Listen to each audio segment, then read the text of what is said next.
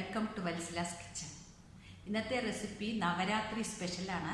ചെറുപയറിനെ കൊണ്ട് സ്വീറ്റ് ആയിട്ടുള്ളൊരു പുഴുക്ക ഉണ്ടാക്കാൻ പോണത്.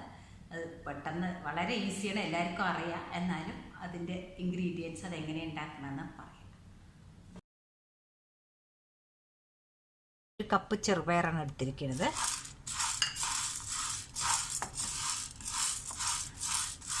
വളരെ ഹെൽത്തിയുമാണ്.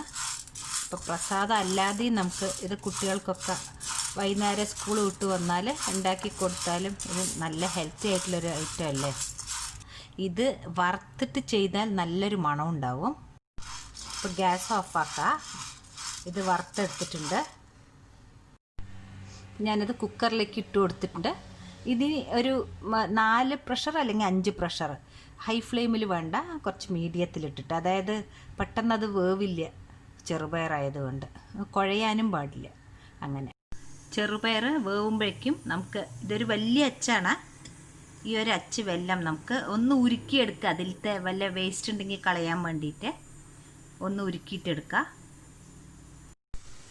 ഇപ്പോൾ നമ്മുടെ ചെറുപയർ വെന്ത് കിട്ടിയിട്ടുണ്ട്. ആ വെല്ലം ഞാൻ ഒന്ന് അരിച്ചെടുത്ത് വെച്ചിട്ടുണ്ട്. ഇപ്പോൾ ഞാൻ ചെറുപയർ ഈ പാത്രത്തിലേക്ക് മാറ്റിയിട്ടുണ്ട്. ഇതിലേക്ക് നമ്മൾ ഉരുക്കി വെച്ച വെല്ലം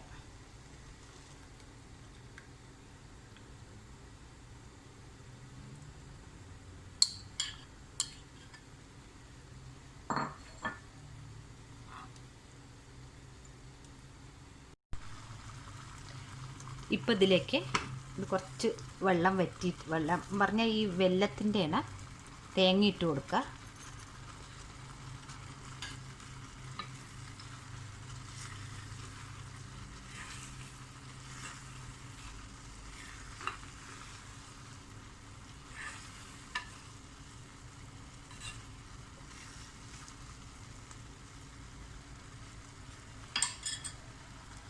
ഇതിലേക്ക് കുറച്ച് ഏലക്കായ പൊടിച്ചത്,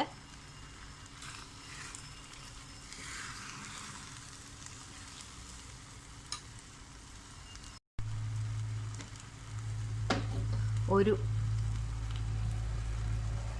സ്പൂണ് നെയ്യും ചേർത്ത് കൊടുക്കുക. നല്ലൊരു മണം ഉണ്ടാവും. ഇപ്പോൾ ഗ്യാസ് ഓഫാക്കുക.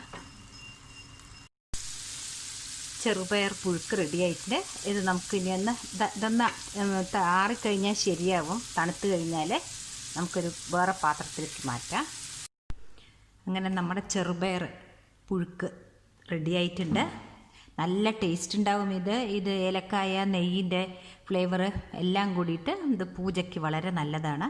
കുട്ടികൾക്കാണെങ്കിൽ വളരെ ഹെൽത്തിയാണ്. അപ്പോൾ നിങ്ങളെല്ലാവരും ഇത് ട്രൈ ചെയ്തിട്ട് ഈ കമൻറ്റ്സ് അറിയിക്കണം. നവരാത്രിക്ക് നിങ്ങളിത് ചെയ്യാത്തവരൊന്ന് ചെയ്ത് നോക്കണം. താങ്ക്